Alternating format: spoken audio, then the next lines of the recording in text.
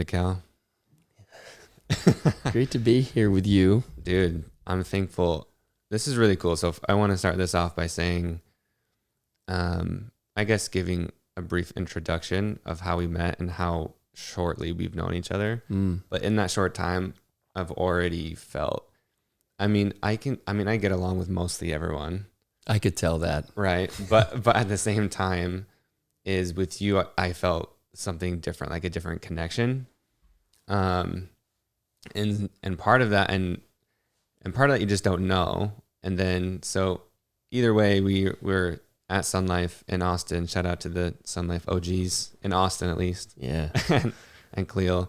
But so we ran into each other in the morning, had the first conversation, like sit down solo conversation that we've had. And then a couple of other people, a few people came and sat with us. And so one thing that like gained a lot of respect from me for you is the conversation. Obviously I had no context, and it was cool that you consciously made an effort to say, well, hey Ben, just to like loop you in to give you an idea of what we're talking about. You made sure to like, hey Ben, to give you context, here's the context on what we're talking about. And just that small thing, like no one really does that. So I wanted to thank you and see you and recognize you for that. Because it's seriously really cool for just, somewhat of a stranger, especially for the other people, to loop that in instead of just kind of like, just listen to this conversation. That was really cool. So thank you. Yeah, no, I mean, it, thinking back on that morning we spent over there, I don't even know where that came. I guess that's just kind of what I'm, I don't know how else to do it, right? To, I want everyone to have, proper context for what's going on. And I want you to meet Adrian and Christina and Boyd and whoever else showed up on that day, and to make sure that everyone, you particularly, because you didn't know them, but to like, look, we're all trying to sort this stuff out, and there's so much to be gained by us sharing counsel at a place like Sun Life in the morning.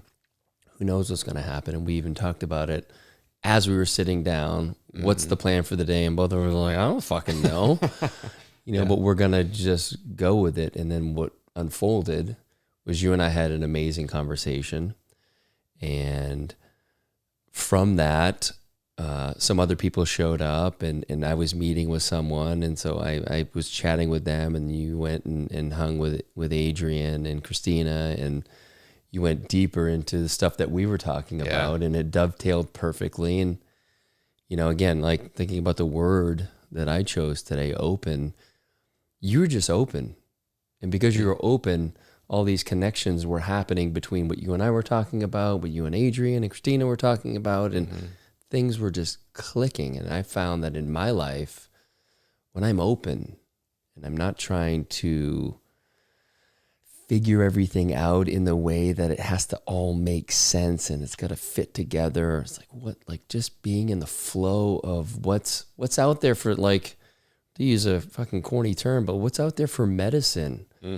And when we're in a group like that, in our little groups, and we've got the bigger group that's kind of, over the whole thing, there's so much that we have to share with one another. And Adrian the other day, when he and I were hanging out, he's just like, we're just mirrors for one another. And, I've often thought about that in the context of when someone triggers me, okay, and I know that there's something about them that I don't like that is an aspect of me, and so I'm triggered. It's generally how people talk about that.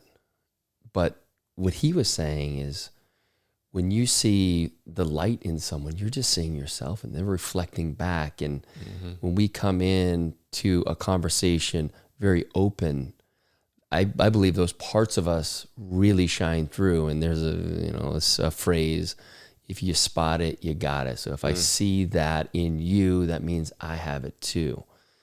And it was just really the first time anyone's ever kind of presented it that way. Because again, it's always like triggering you, and you've got some work to do because, you know, you see yourself in him. And so I think that was part of what was happening.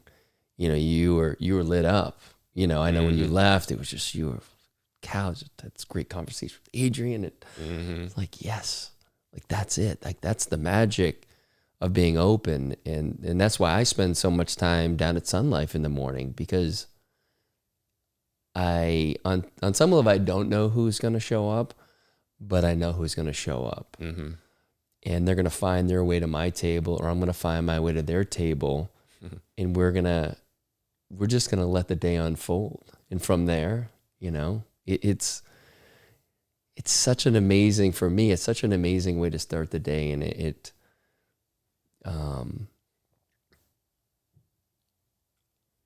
you know, we've talked about my podcast, The Great Unlearn, and this whole unlearning concept.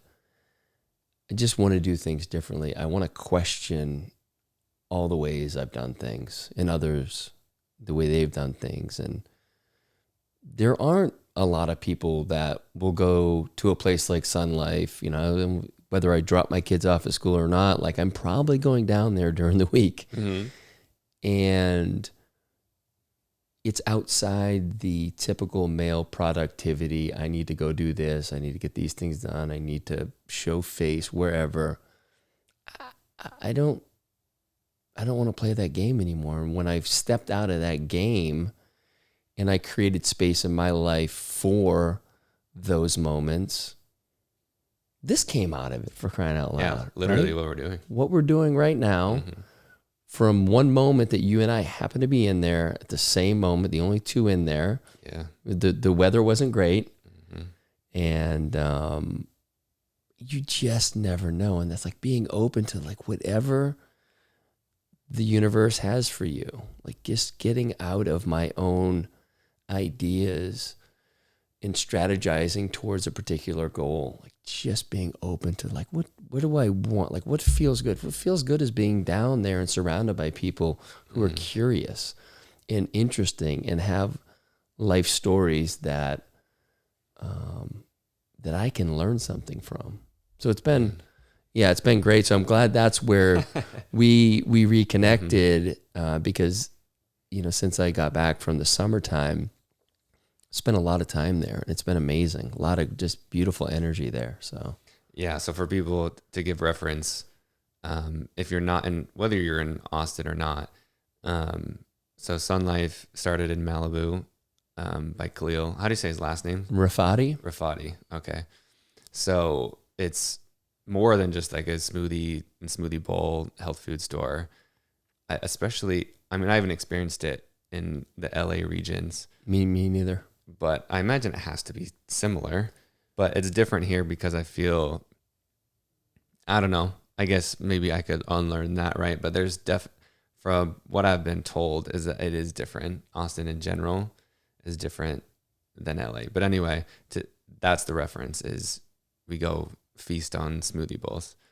And when you're talking about being open and learning and also unlearning, what is something for you, because you've had a lot of success, what you would just mention, probably doing things the old way, because how we started, like how we met in Sun Life, we both literally said we don't know what we're doing today.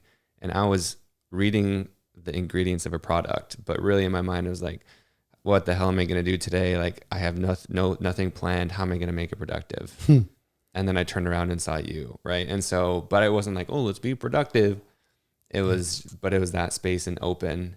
So what is 1-2 things, whatever you feel called to share, of something recently or even just the past few years, of just like something that has been, maybe you've been resistant to, of like, this is the old way that I'm so used to, that you've unlearned and have been open to observe and experience?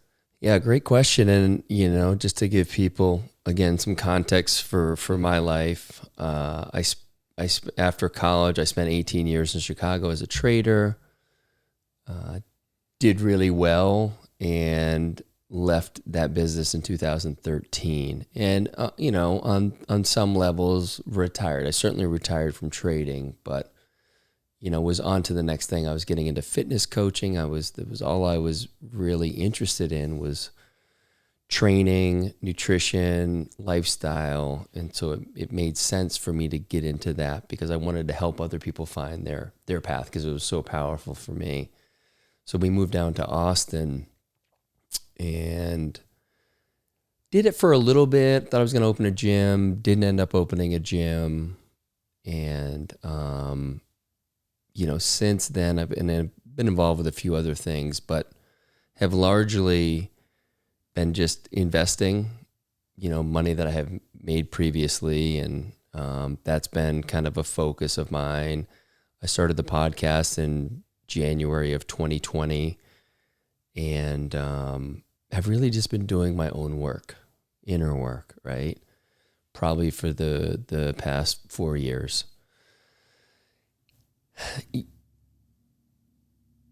I'm still surrounded by many people. We go to a beautiful place up in Idaho in the summertime. There's a little, highly successful people and surrounded by the same kind of insatiable, achievement mindset where you're working towards this particular goal within your business, you finally hit it, and then you put another flag in the ground and go do that. It's kind of never enough. And I started to see that a few years ago, and I certainly had elements of that in my life where someone always had more money, someone always had this, and I wasn't obsessive about it, but the thoughts still came, and the thoughts will probably always still come. It's just how do I react to those thoughts? And for me, I've started to recognize that that's just a story. Like the way I want to live my life, yeah, I've done well financially, so I have a lot of financial flexibility. Mm-hmm. So I don't want to discount that at all. But largely, I'm not chasing more money. Mm. I'm chasing more experience that makes me feel alive. And today, I was talking at Sun Life this morning with a similar group, and Jesse Elder was also with us. Said, people ask me what I do, and I fucking always fumble with the words because I can't define what I really do. I can't define it. It's just a knowing about how I feel and move through the world and move through this life and show up for my family and friends. And I've become really attuned to what makes me feel alive. And in this season right now, it's not about doing inner work. It's not about, having psychedelic journeys that have these big openings and then the integration. I've done that and it's been powerful. But right now, it's about play. And, I'm a part of a few men's groups, and they were huge for me. One in particular over the past, basically year, to help me get into that inner work. But if you're always staying in the inner work, they talk about the medicine wheel, the Native American medicine wheel, and in the fall is where you're doing that inner work. And if you're always in the inner work, you're always in the fall. And I felt like I was, not that I wasn't enjoying life, but there was a big emphasis on being in that space. I'm in the summer season right now where it's play and fun and joy. And I'm following that as long as I feel that that's the thing to do. So I didn't specifically answer your question, but I want to. I think we have to be open.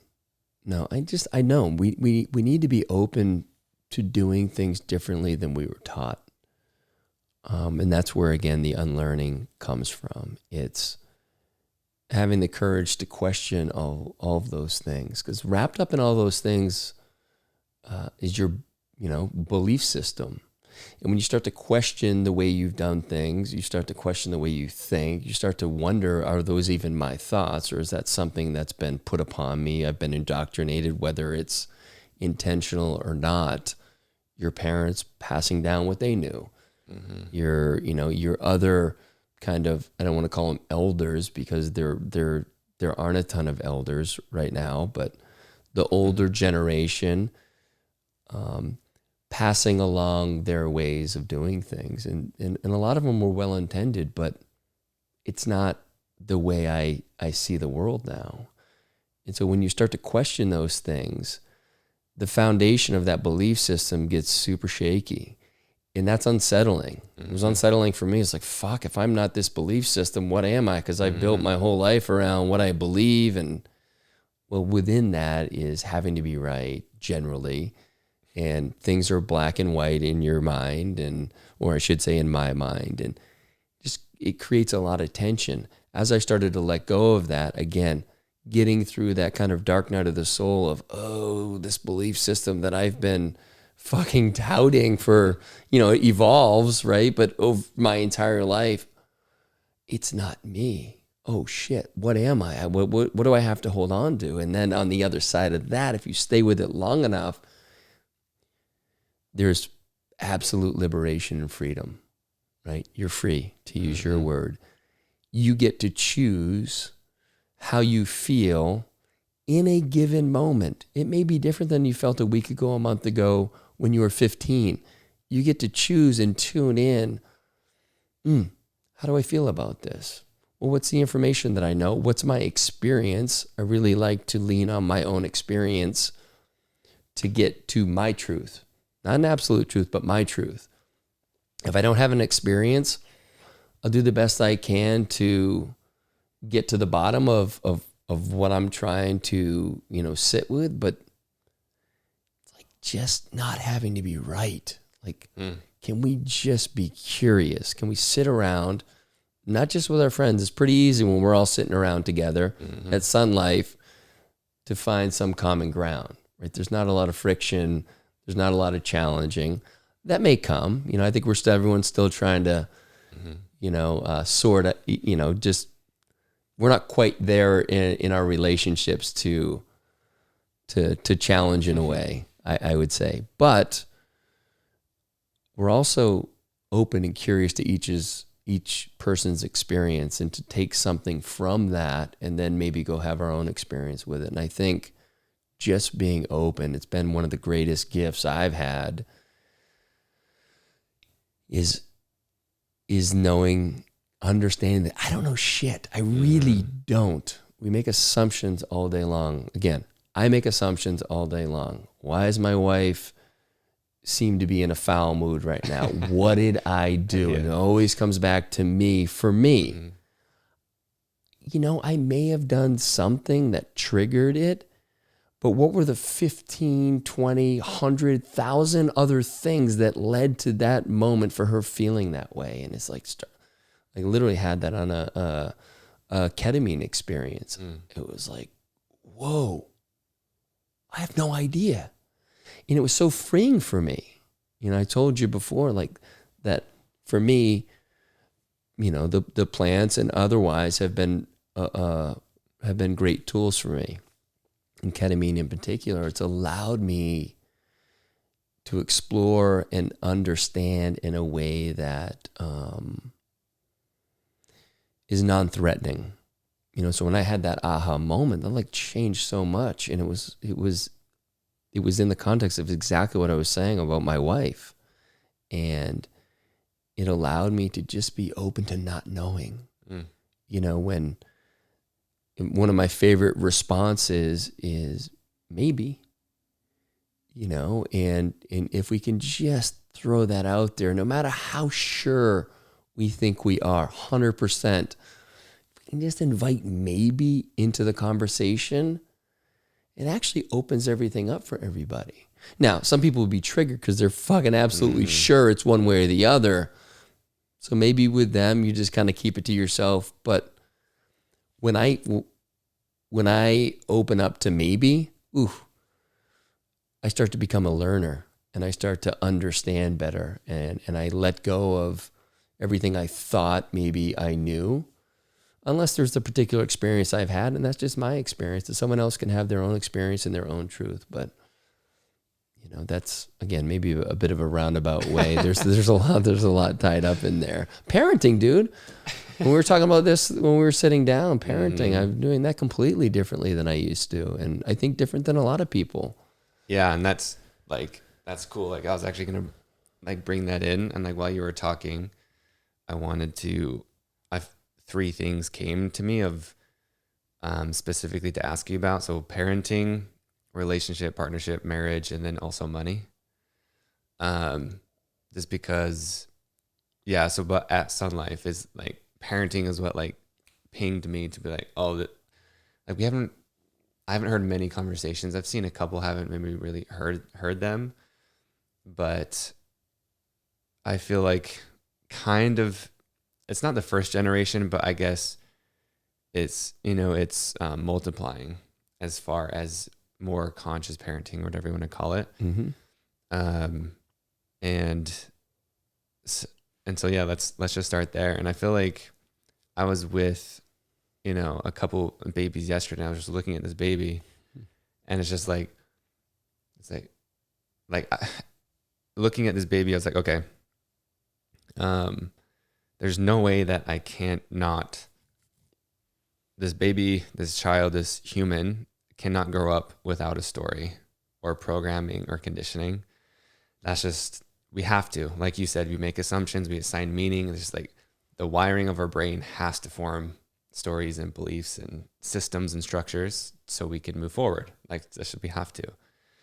And so I'm curious, like with that, what have you been able to do? Whether it's, because I mean, you're talking about, psychedelics and all these things openly in your home. And as soon as I walk in here, like obviously like a gorgeous home, but a very beautiful vibe. And I can tell, it's funny, like everyone is open and I can feel it from everyone. And so how have you cultivated the openness and unlearning and different beliefs about parenting, just flow whatever's in your heart? Yeah. Thank you for saying that. I think once I went through my period of, deep unlearning, that I started to question the way I was parenting and other people were parenting for sure, but like I was questioning it all and it just didn't seem to be working. I wasn't building trust with my kids. I wasn't showing them. I had a moment maybe 3 years ago where we were all in the kitchen, and admittedly, I was under the influence of a little bit of cannabis, but it came to me, oh wow, they're sure, like my wife and I were the reason their physical form is here, but they are their own individual souls. They're on their own journey. Whoa, what does that mean? Okay, so my job is not to protect them from anything that can potentially harm them. There's so much gift in medicine in those experiences. Okay, so what does that mean? And it's not like I got it figured out, but when you come in, I think when I've come in with that mindset, even when I potentially fuck it up, I'm open to being wrong about it in like assessing what I did, because I'm not using my dad's programming. I'm not using someone else's programming. I'm not using the program I've read from a book. Like, what feels like the right thing to do here? What does my kid need in this moment? Does my kid need to fucking have a hard time with this and learn through life? Yeah? Okay. Then I'll let him or her do that. Do they need, first of all, they always need to know that they're safe with me, that there's anything they can ask me, tell me anything. I can handle it. You know, my 15-year-old, to your point, like I talk very openly about psychedelics. He's super curious about it. I give him books to read. I have conversations about it. I tell him whatever questions he has about my use, I shoot him straight. I'm building trust in him. So when something does potentially go wrong and he actually needs help, he'll come to me and know that it's safe and that there's no judgment. There's arguably no punishment.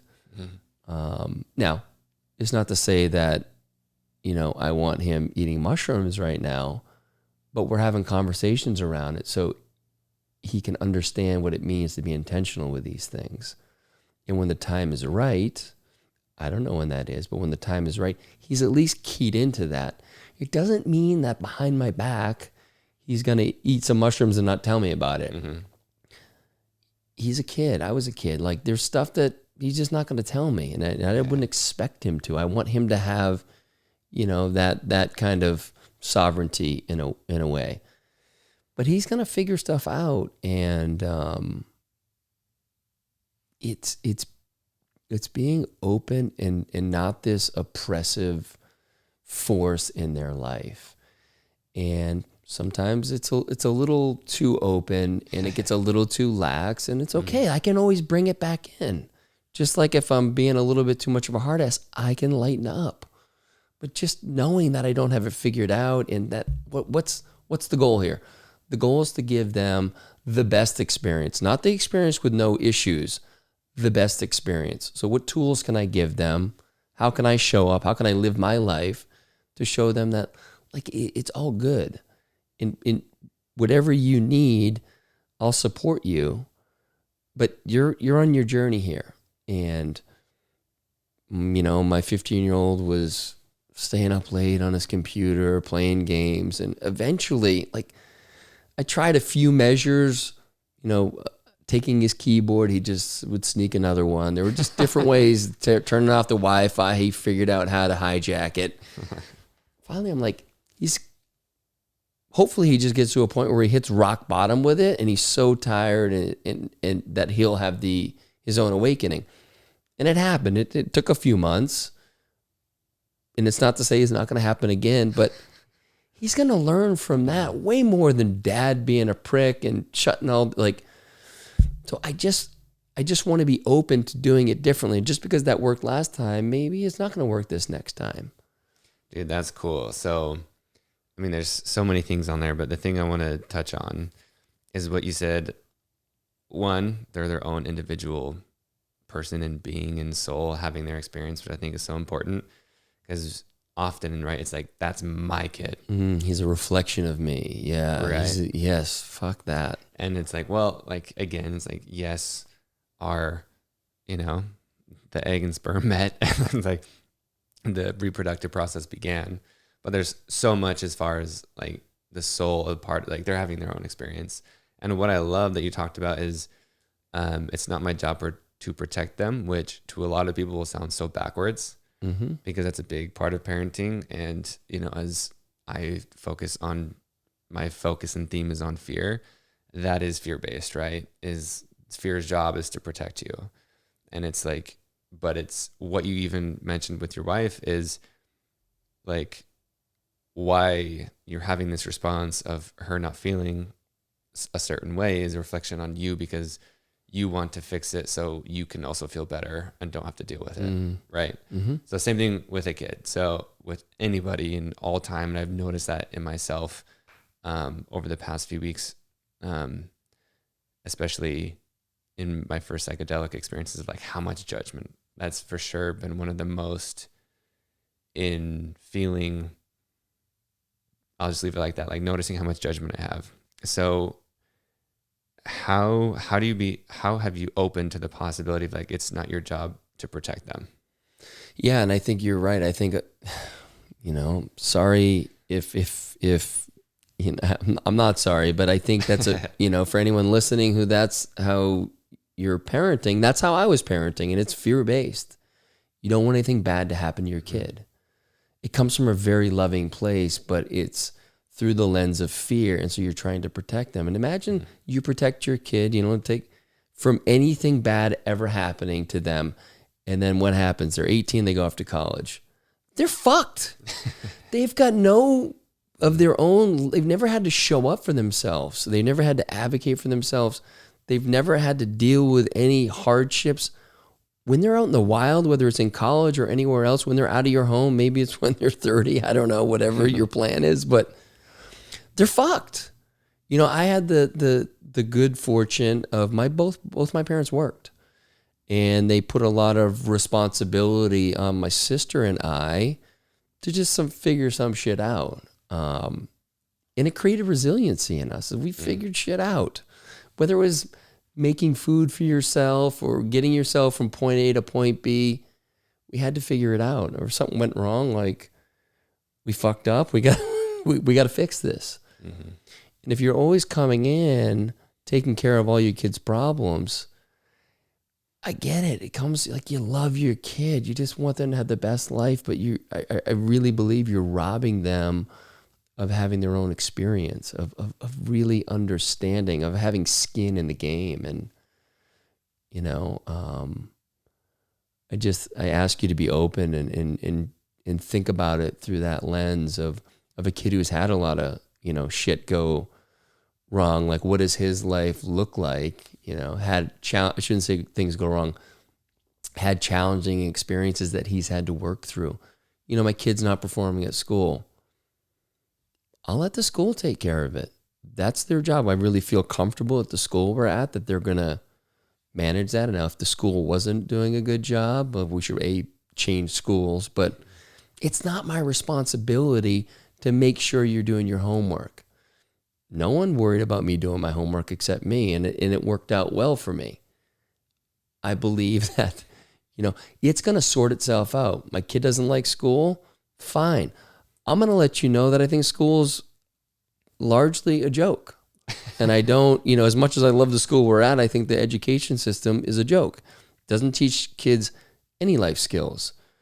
You're taught to memorize, not even, you know, the experience you had. You're memorizing someone else's experience. It's just, it's such a complete disaster that to any of my kids that don't enjoy that atmosphere, I'm not trying to drop the hammer. So, well, you got to get good grades so you can get into college. I don't fucking care. I agree. I agree with you. But there's a game here being played, and you have to achieve a certain amount if you want to go to college, if you want to do these things. I'm just like trying to be very real with them. Like, yeah, school for most people sucks. Enjoy the time with your friends. Get your work done. Try to choose things that are somewhat interesting to you, because there's a lot that's not. Like, I just don't think parents do that. And what do they do? You lose credibility with your kid when you say all this other bullshit that they don't care about. When you look at them in the eye and you say, I get it, man. School kind of sucks. Feels like a waste of time. It's a fucking game. Like, just maybe you can just play the game well enough to get to, like, you're just playing a game here. And I think when you show up that way, you know, when I show up with my kid who's curious about psychedelics and I hand him a book and say, this book was really good for me, and I hold space for his curiosity rather than say, dude, you're too fucking young to be even thinking about this. Yeah. They're thinking about it. I can't keep him off the internet. Not that I would want to, but he's exploring all this stuff. His friends are. They're curious. So where do I want him to get his information from? I want to be a bit of the arbiter of that, because I've had my own experience. I know what helped me. Maybe it'll help him, maybe it won't, but I know people in my circle that I want him to talk to so they can share their experience. Otherwise, he's just going down YouTube rabbit holes or whatever they're doing and getting that experience. It's like sex. Do I want him to... That's my next question. Yeah, do I want him to learn through porn? I know he's going to look at it, but... Or do I want to have conversations with him about it? My experience is his age, what it may be like today, because I don't know, and just like open that up. And again, I can say that nothing you say is going to rock me, but I also need to show up that way. I need to prove it when he says something that may scare off some other parents and trigger the fear response. Oh no, fuck, my kid's thinking about this, doing this. Yeah, they all are. This kid's just sharing it because he's free to. And when they start to share it and they have that trust, when they really, really need you, they know there's no judgment. And I think when you keep putting these rules out there and telling them what they can and can't do, and a lot of parents do it, and I used to do it. I think when they really fuck up and when you really need to show up, they ain't calling you because they're so afraid of the consequences of what's going to happen. So you've created fear in them by your showing up in fear. By your fear, yeah. And so what do you want? Because ultimately, I want to be the first phone call when the shit really hits the fan with one of my kids. And it may or may not happen, but they need to know by the way I show up that we're good. I don't fucking care what you did. I don't care. Like, I got you. Call me and we'll sort it out. Because in those states, fucking panic, we make really bad decisions. And so, that's the kind of the ultimate, almost the game here for me is, will I be the first phone call when they really need it? That's cool. That's a great question. Like, my takeaways from that are, I definitely want to be like the best parent. Like, that for me is like, man, I can't wait to be a dad. Like, I'm super stoked for that experience. Like, and I know it'll happen perfectly. But what I took from that is also letting that go, because really I'm doing it for me. It's like, I'm trying to be the best parent because I want to feel a certain way. So it's also, and I like what you said about, yes, you can tell me anything, but also if you don't want to tell me anything and you feel private about it, that's cool too. It's like, again, the no judgment, love no matter what. Like, yeah, that's cool. So how do you approach sex with kids? Yeah, it's we're just talking about sex, drugs. Yeah, exactly. But it's the real thing of like, yeah. When they start to, as an example, when they start to get into a relationship with someone, excuse me, just being curious around it in a way that just trying to put myself in their shoes and almost giving my experience as a 15-year-old, 18-year-old, what it was like. And just like opening the door for them to walk through and have the conversation, and just trying to find the right time to not grilling them on shit. Like and it takes a lot of patience, because you have information to share, but if they're not ready to receive it, you're just fucking nagging them. You're just bothering them. And yeah, like, let me teach you this. Yeah. And, giving them some resources that may be helpful. And again, honestly, sometimes it's like texting, because face-to-face is maybe just a little bit too uncomfortable, but like maybe starting there. And, one of my kids had, his very first girlfriend broke up with her, and, Peyton didn't, my wife didn't necessarily love the way he handled it. My response in some regards was, well, maybe we have no fucking idea. We have no idea what their relationship was like. We have no idea how, in any case, what she was contributing or not contributing, or he was. You're kind of making a judgment here. You don't know all the details. You know that. Yeah, you have your own story of what you saw and created. Yeah, we were fairly distant from this relationship. And so what I just tried to do is ask him questions around it, and just to get a feeling about why things unfolded the way they did. And without saying, you need to do this or you need to do that, this is what a real man does.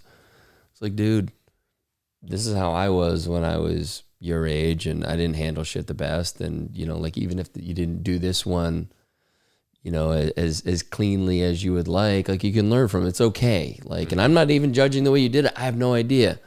But I have a whole history of shitty breakups. Mm-hmm. And so just validating them. And I think that's probably the biggest thing, the biggest space I've stepped into for my kids is validating their feelings and validating there's a reason they did it, whatever they did. And when I see them and hear them and validate how they're feeling about things, they're just, you build trust and it's real. I want like, I see you, rather than me, again, get into my fear cycle and start to put my shit on top of them. But you shouldn't have, in this and that. What's what happened? So now what are we going to do? You did this. You know, my wife and I had a moment with our daughter a week ago or so, and you know, I won't get into the details of it, and I apologize, just to kind of protect everyone involved. Oh yeah, yeah. But understandable. But my daughter was super upset and angry, and the way we handled it wasn't the right way to do it. And my wife had her own way to feel about it, but my way to feel about it was, ooh, she got a point. We actually could have done this way differently, because the way we did it showed a lack of trust in her, and that was not our intention. Mm. What happened? Our fear response got triggered, and we went into fear mode, and we did something that I don't want to say I regretted it, because I learned from it. I learned like, okay. And so I went back up to my daughter later that night and just said that. I said, you know, I don't think we handled this right, and I'm sorry, and you have every right to be upset with us, and we'll do better. We're trying to figure this out. We don't know. Each one of these experiences is just new for us. Mm. We trust you. We love you. We'll do better, you know? And we need to stop thinking we need to be infallible to our kids. We need to own when we fucked up, when we've done it the wrong way, or we've done something that's, you know, not in alignment with the agreements that we have as parents and kids. And, you know, fortunately for me, I started doing that a few years ago, and just like, it's just good medicine. Like, you get more reps in where you just own it, when it's like, you know what, I fucked that up, Bo, I'm sorry. Like, this is why I did it. And in the future, I hope I do it this way for this reason. And just to, and not just an apology, but just an explanation of like, yeah, I was in fucking every case. It's because I was scared. I was scared. I responded. I didn't think. And I did this thing in a panic. And I wish I hadn't, you know? So this is how, you know, I hope to do it in the future. So it's being, again, being human with your kids. They're not looking at it like they know. Fucking know when you're full of shit. And that's what I've really keyed into. I watch kids and parents interact, and I see the kids respond when you know, I have some buddies, and you know, and women as well, but like, I just see my buddies, and they're fucking real. And I see the relationship they have with their kids, and I see the ones that are doing it the way I used to do it. And I can just see the kids like just saying whatever they need to say, paying lip service, and like just not connecting at all with the message or what the parent is trying. It's so clear where it's like, you're out of touch. You're just out of touch, and you don't know it right now. You don't have awareness around it. But when you start to, doesn't mean you have to listen to their music or do any of that. Like, but you need to understand that you don't know what it's like to be 12, 14, 18 in 2021. No, not now. Yeah. Like, so that's cool. So my last question about parenting, I think this will wrap it up perfectly, is there such thing as being too open? What are your thoughts on boundaries? Yeah. I mean, the first response that came to my mind was yes. And it's, if you're conscious around it, you'll recognize, oops, I was too open. The boundaries were too, were too open, I need to reel that in. And it probably depends on the child, I imagine, as well, the right? child, the situation, and it may be different one day versus the next, but it's such a fluid thing that we're always learning. Every experience is completely different, as much as they may seem similar, but the context of it is so different that sometimes we have good intentions, we're open, and it's like, oops, that didn't go quite the way I thought it would. It's also a reminder, we don't really know how it's going to play out. So like setting up those boundaries, the kids need them. I think they crave them. They want to know that you've got them, but they also don't want you to be, that oppressive parent that they're going to, eventually they'll just hide everything from, and they'll get really good at lying. Yeah. Like my thoughts and why I ask about that is like, I definitely grew up in a family who talked about like sex things openly, but not like kind of not really. I guess for me is like, hey, like if I'm a father of a daughter, I don't want to hear the details of sexual encounters. That's just my personal preference. That for me right now, maybe. Yeah. But at the same time is like, I want to be open with that conversation, like understand what's sacred and like maybe have that conversation with your mom or something like that. Yeah, so for me, and I totally get where you're coming from. I mean, my daughter's 14, and my other two kids are boys, and it is different. I was just talking to someone yesterday. It's different having your boys and then your girl. She's welcome to share any of it with me. There was a time where I would have been super uncomfortable with it. I don't think she will. But she's a human being. And, what better way for me to show up for her, or a great way for me to show up for her is to say, I can handle whatever you need to share with me, and actually what comes to mind also is my wife, Peyton, put out an ebook, I believe it's called She Becomes, and it's a dad's guide to connecting with their daughter, their teenage daughter that's going through puberty, and having her, they call it menarche, but they're going through their menstruation period, and how to still show up for her when your little girl is changing. That's cool. And it's amazing. And there's a lot of great kind of tools and resources in there. And it's a great reminder that, my daughter just doesn't go to my wife, and my boys just don't go to me. Like, we want that to be open. Whoever you feel most comfortable talking to in that particular moment, like, we're here. And I think just continuing to be unflappable when they come to you with stuff that's hard, and just be like, you like to be the rock, but not without emotion either. My son a year ago, his senior year of basketball, broke his jaw at lunch while they were playing football. So he got his, jaw wired shut, couple plates, all that. And it was awful, man. It was hard for me as a dad to see my son go through that, because I know how much he loves basketball. I mean, I love watching him play, but I love watching him play because he loves it so much. He's so alive in that moment that was going to be taken from him potentially for the whole season. And that was super sad for me. So I didn't show up as the rock in the sense that it didn't hurt me. It hurt me, and I cried in front of him. And I did all the things to validate how he was feeling, but also let him have his own experience with that. And I think that,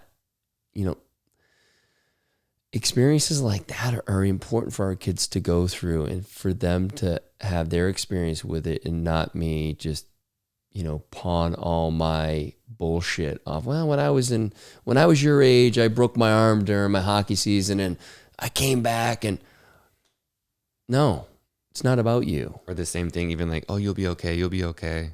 that bullshit. Even that, like, because that's my natural response, as I've noticed, like me being uncomfortable with my own emotions. Again, it's like the fixing thing. Like, no, you'll be okay. You'll be okay. Yeah, and that was probably the biggest, and I've done a decent job with that, but this was like, okay, you want a master class and letting your kid know that this fucking sucks. And I don't know how it's going to turn out. I don't know if you're going to get back for the rest of the season. I don't know. But I know that we're just going to be in this. We're going to stay in what we're in right now. We're not going to rush to, you're going to be awesome. You're going to feel great. And you're going to come back and just think about like when you take that, first 3-pointer, whatever it is, there's a time for that. Don't get me wrong, but it's not in the like post accident. Like it's just, there's a lot of trauma being, kind of dealt with. And I think, as you said, like not going to that, it's going to be okay. You're going to be fine. Like other people have done it. No, it's like when all that settles down, you say, hey, listen, here's 3 of my buddies who've had their jaw wired shut. Like, let's talk to them. Let's see what the experience is. Let's see what the hard part is. And like, that's more real versus this happens to people all the time and you're going to be fine and whatever. So it's being honest with them. Again, validating how they feel. Yeah. Thank you for sharing that with me, because even in that moment, just open and unlearning the possibility of having conversations with a daughter. So thank you. Yeah. Yeah, it's powerful. That's cool. So transitioning into relationship, love, partnership, all that fun stuff. Because how old were you guys when you met? It was, we technically got together I was 28. Okay. 27, 28. Okay. Yeah. So you definitely, right, probably, would you say the first 3/4 were quote unquote old way? Oh yeah. So, yeah. And I think, right, that says a lot about you two, because it really does take 2 people that are committed to doing that. So what has that experience been like, where it's like, we did this construct of marriage and commitment in this way, and now we're both going through changes and healing and definitely changing as people. Yes. And remaining like, hey, we're committed to this relationship at the same time. Yeah, great question. And I'd say, actually, she and I did a podcast a year ago or so, called Same Partner, New Marriage. Oof. If that's not a book, that should be. Right. Yeah. And it was, with the exception of having, Adrian Grenier from Entourage on, it's been the most popular episode. And so with that, 3 years ago, we were at a wedding down in Mexico. Without getting into the kind of the details, we'd been kind of struggling for a bit. I'd started kind of my journey about a year earlier. She's always been on some kind of a journey. Mine is hyper accelerated, right? That's how I do things. And so we're both changing, but at different rates and in different ways. And we were at this wedding. Peyton and I did a Temazcal ceremony, so a sweat lodge for people who don't know what that is. And it's very much a cleansing and a getting these things out, these toxins, whether it's thoughts, feelings, physical toxins. And, kind of coming out of that is like, there's like this, you're coming out of the womb through the birth canal, and there's like this rebirth. And so after the 2 of us had that experience, the abuela, asked if there was anything else. Peyton wanted her to, wasn't bless her wedding ring, but she wanted to do something with the ring and like cleanse it, I guess. And because she hadn't been wearing it for a few months, which I didn't even notice. Oh, wow. Yeah. Not like she was just going out to clubs trying to pick up dudes, but, yeah. And so the abuela was like super in tune to where we were at. And we ended up deciding to have another wedding ceremony. So while we were down there at a wedding, the day after the wedding, we ended up having a wedding ceremony, just 2 of us. I love that. And it was everything I would have wanted it to be. It was not the traditional kind of vows and all that stuff. We did that.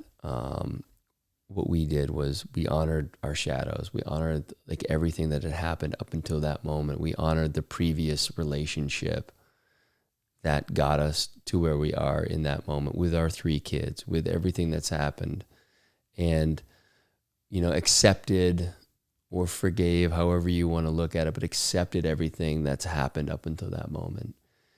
And it was really powerful to kind of put a pin in the first relationship, because we were different people when we met.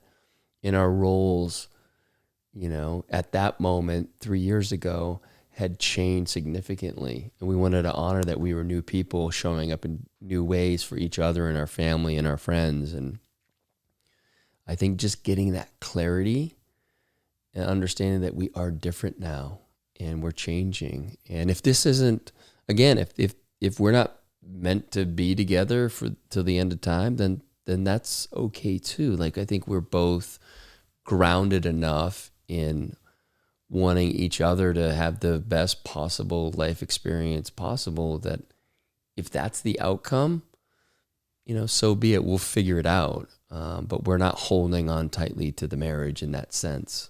So, yeah, I love that you talk about this. So thank you for sharing all of this, really. But specifically that's one story I've uncovered that I was unconscious of, is like the forever thing. And that it's triggered a lot of fear of like, I've discovered a lot of my own fear of love because I don't want to get hurt. So why am I going to commit to this thing fully if there's a potential of it not being forever? Yeah. But then I realized, well, nothing's forever, right? Like literally this life is not forever. My body's not forever. My soul is, but this marriage technically isn't. Some religions, like I grew up in the Mormon religion, right? They have a ritual and belief that no, you get sealed and like in the afterlife, you're married forever. But as far as my beliefs, right, even if you say about in this human existence, it's still not technically forever. So, but saying that, there's so much like, oof, that's an unknown. Is like, I love you. And my partner said this to me too, of like, well, this is what I feel right now, but I'm open to changing, or this belief or way of thinking may switch. And that has scared me. So how have you dealt with that? Yeah, great question. And I think, when we approach these things, approach a relationship out of fear. All we're doing is trying to strategize how to keep it on the rails, rather than just let it go where it needs to go. When we come out of love and when we truly love the other person, and we can accept that maybe I'm not the forever partner, we just stop worrying about making sure everything's right. When we do that, and this is for fucking life too, like when we just act from our heart and our intuition right now, this present moment, that's it. We just stay with that. And it could be investing. Like you asked about the finances earlier, and I do a lot of investing, and I finally sorted out about a year ago that I only want to be aligned with products and ideas that I fucking love and that I will tell all my friends about, even if I didn't have money in it, even if I was not a part of it. Like, that feels really good for me, right? I'm not trying to angle for, different deals. Like I whatever I attract for different deals, that's what I'm attracting. It doesn't mean that if there's a particular deal that seems super interesting, I'm not going to try to learn about it, but I'm no longer trying to strategize relationships to try to serve me to climb higher in whatever the paradigm is. And I think as I've let go of that, a place like Sun Life appears, and now I get to go and spend time with, who knows, just a bunch of beautiful souls on any given day. And you start to have those experiences, they start to bleed over to other areas of your life. It's like, I just want to go where it feels really good and easy. And if I'm always trying to figure out who to hang out with, where to do, and there's all this, again, strategy and angling and trying to leverage. I mean, and now I'm super attuned to when someone's trying to do it for me. Oh, dude, yeah. Right? I can only imagine. And so it's like, I just try to let it, let them off with love. But at the same time, I know that because I've done that. I get it, so I have compassion for it. You're taught that that's what you're supposed to do. You're supposed to have these huge networks. A buddy just sent me a great article yesterday on how you need to shrink your circle. It's like, that's totally what I've been doing. It doesn't mean I'm not friends with these people, but my circle, like you only have so much bandwidth. And so we're taught that you got to network. You got to basically know everybody so that way you can have access to anything. It's like, no. Keep your circle tight with the people that you just love being with, that fill you up, that you learn from. And then by default, you have 5 people in your circle.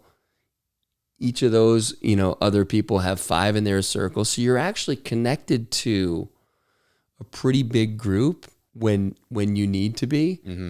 But you keep it really tight and really intimate and really deep and meaningful. And that just really landed for me when I kind of read that article. It's like, yeah, the kind of tighter we keep it, and it's not to be exclusive, but it's just like being intentional, right? And so back to the kind of the relationship piece,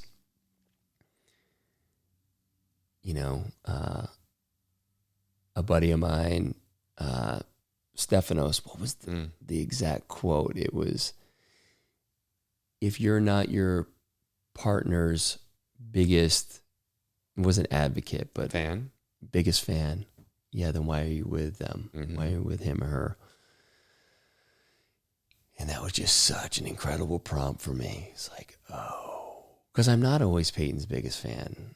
A lot of times there's the wounded child comes out, and I'm just trying to, I'm trying to not, it's so interesting.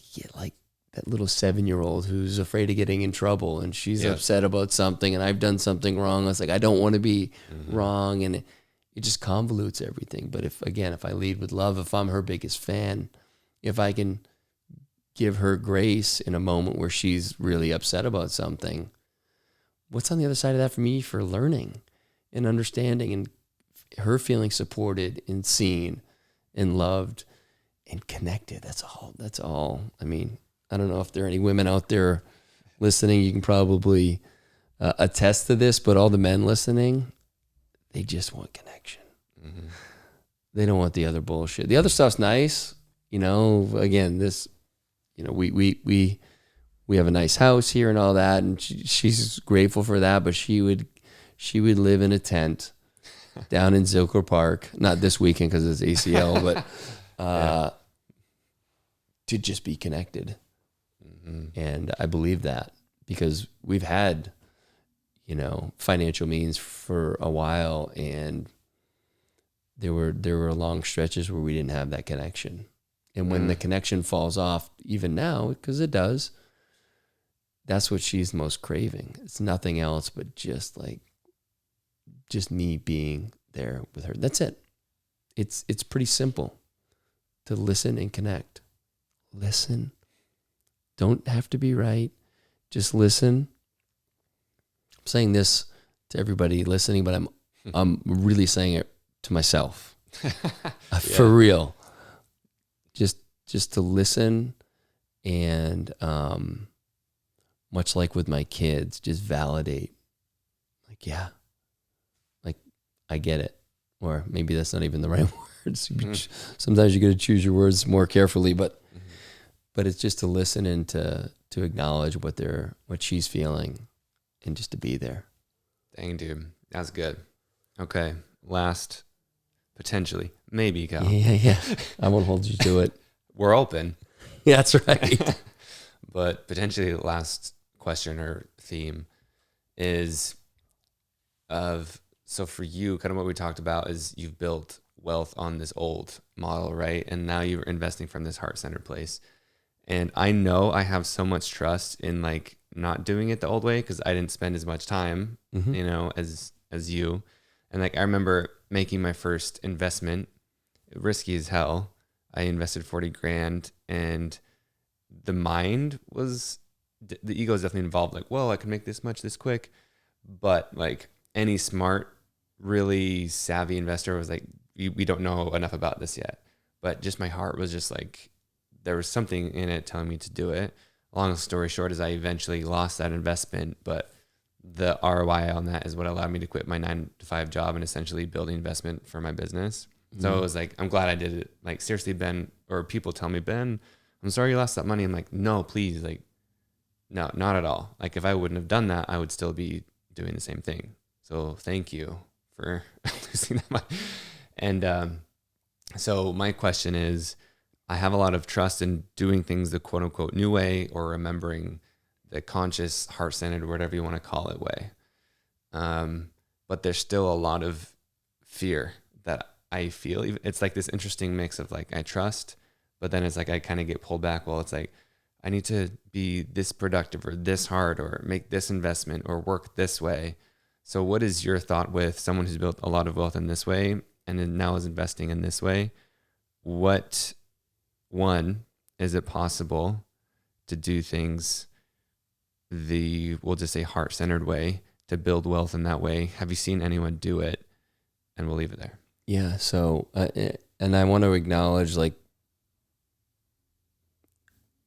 someone losing 40 grand when you didn't really want to lose it. Obviously no one wants to lose it, but just acknowledging that is the benefits of that.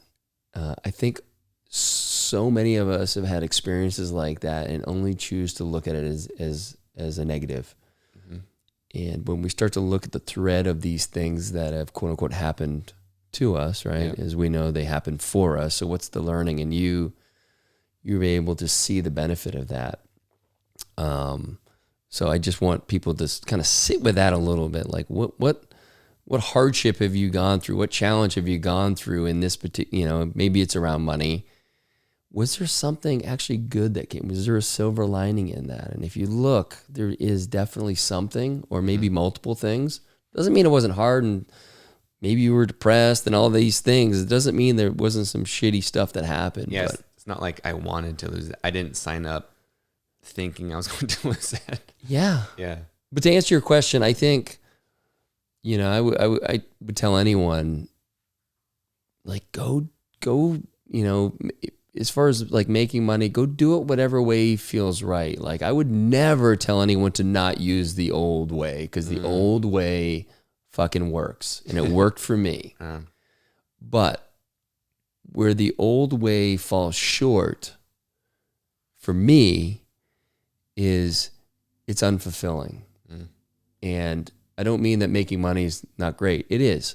But don't think that once you do that, you make whatever it is, $1 million, 2 million, 500 grand, whatever the number is, that you're going to be fulfilled. You won't. And I think that's probably the greatest lesson I learned, is no matter how much wealth I had accumulated, if I wasn't okay with me, then it didn't matter. Because if I'm not okay with me, I'm not okay with my relationship. I'm probably not great with my kids. But when you start to kind of reintegrate that relationship with yourself, when I did, a whole new kind of paradigm opened up as far as investing and making money. And it became really fun because I chose things like Feel Free, which is a plant-based tonic that I invested in. I love it. And I love sharing it with people. It's fun. I have a really good connection with the founder, J.W. Ross. That's really important, to believe in the mission, the energy of it all. I started to realize that where I put my money is where I am putting a piece of me. So when I start to give to things that I'm just like hoping it's the next big thing, out of that FOMO, like I don't want to miss it if it takes off. There were plenty of things I used to do that for, and it's just like such shitty energy.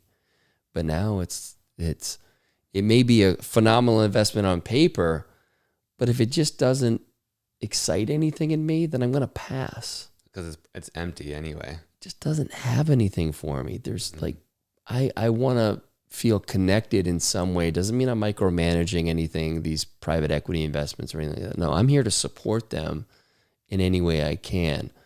But I also want to be on board with these things that are aligned with my lifestyle and that are fun. You know, I'm in a lot of real estate deals and they just kind of been fun. And I've gotten lucky that the real estate market's done well recently, but even if it didn't, like, there's just something about playing, you know, it's like kind of reimagining working to make money and just like how can it be playful? You know, sometimes it's just going to be work. Sometimes you got to grind. That's okay. But I think my biggest learning is that whatever your number is that you want to make and you feel like that's going to be like when you've made it. And I've had that number multiple different times that keep moving the needle. It's just most likely not going to be the thing that makes you feel whole. It's about doing the kind of the inner work and being okay with all of it. So it's really, but you can do both. Absolutely. Yeah, I mean, I'm sure there's times when I dip back into the old, you know, I'm into crypto, and I'm sure there's the old trader me comes in, and you know, but I've with that, it's been a good lesson for me to see how I react when my portfolio goes up or down. So when I'm in the right mindset, when I'm really heart-centered, when it goes down, I get excited because I get to buy more for a cheaper price. And it goes up, I'm excited because it's worth more. But when I'm in the opposite mindset, when it goes down, I'm bummed because of the portfolio is worth less, even though I'm not selling it. Like I have no intentions of selling anytime soon. So that's kind of silly. And then when it goes up, I'm bummed I didn't buy more. Right. I've experienced the same thing. Yeah. So that's when I checked myself. I was like, dude, why are you feeling like this? You know, that's just a story. Why are you in this? You're in it because it's fun. Yes, it can make you money, but it's fun and it has great energy around it. Okay. When you start having the negative thoughts around it, that's just the story I'm putting on it. And it just reminds me to check myself. What is it about me right now? What needs are not being met for me? Ooh, that's a good question. Yeah. And so it's just like tuning in when that happens. And that's the beauty of like, I want to, you know, in my experience, just to remind people, it doesn't mean like you do this work and you stop having the thoughts. Yeah. I'm 49 years old. I still have the thoughts. Me too. It's how you respond to those thoughts. You know, because for a long time, I wasn't even aware that these were these thoughts that were controlling the way I was feeling. But now the thought comes in, I see it. Sometimes I fall victim to, you know, going with it. But oftentimes now I'm able to see that thought as a story that's not true. And then I get to do what I want moving forward. I just let that thought go. And then I need to tune in, like, why am I having the thought? Why am I having that thought? Is there something that's, again, is there a need not being met by me right now? If so, okay. Sometimes I can't fucking tell. And that's okay too. So. Dude, yeah, like it's interesting hearing you talk about that because recently I've gone through a phase of like, it's like I have this, even though I have the evidence, like I actually have the data throughout my life experience that everything works out, and whether it's business, money, whatever. And then, but for some reason, it's just the story of like worrying about it. But I've also done experiments where like I've actually sold crypto before, and I've consciously like, okay, here's what it was play. It was like, here's what I feel right now. I press hit. I see this go in my bank account. How do I feel now? And it was interesting because I felt the exact same. Yeah. And that was such an eye-opening lesson to me. One, it was really cool, and I was proud of myself because it was like with or without this, same. But at the same time, again, like you said, it's a game, and we're not going to go into like the illusion and the energetics and how it's not real, but it's real at the same, you know? Yeah. But, yeah. And dude, Cal, thank you. This was, even though it was I dare say near perfect. Nothing's perfect, but this was close to it. Awesome. I really enjoyed it, Ben. Thanks for having me on. So welcome. Is there anything else on your heart that you feel called to share? No, just thanks for, thanks for the ask. Thanks for bringing me on here today. I love having these conversations. Never know where they're going to lead. And I love you don't show up with notes. It's just like what's on your heart. And let's just have this conversation. I think, I just know that I've learned a lot through hearing other people have conversations through podcasts or otherwise. And, I just, I encourage everyone to take whatever maybe resonates and then go have your experience with it. Don't take our word for it.